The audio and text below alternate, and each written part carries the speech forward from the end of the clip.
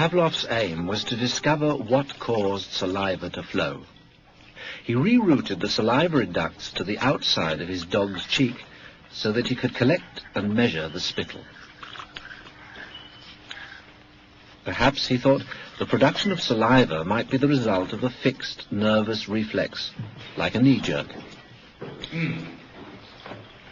5 минут 42,5 секунды.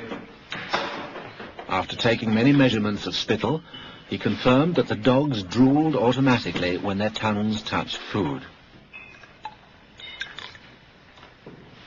He called the response the salivation reflex. 4,5. Хорошая собачка. Я предлагаю поменять собаку. But his work started to run into trouble.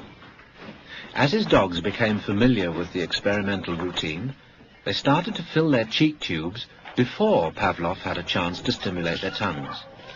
The dogs were learning to anticipate food. Pavlov tried a new technique.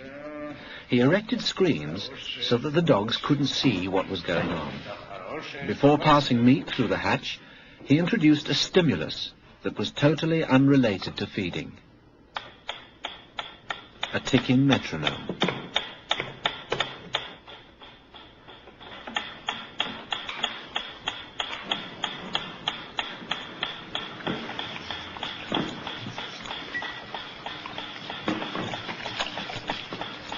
At first, the dog dripped saliva into its cheek tube only when the food appeared. But after a number of trials, the dog began to connect the ticking with the arrival of meat.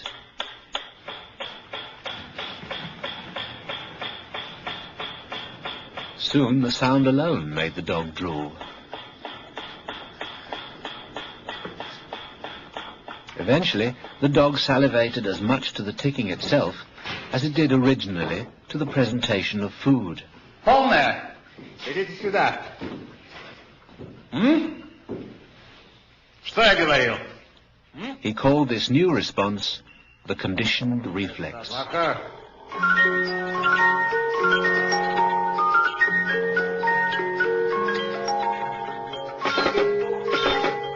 Whatever the stimulus, his dogs could soon be conditioned to produce saliva.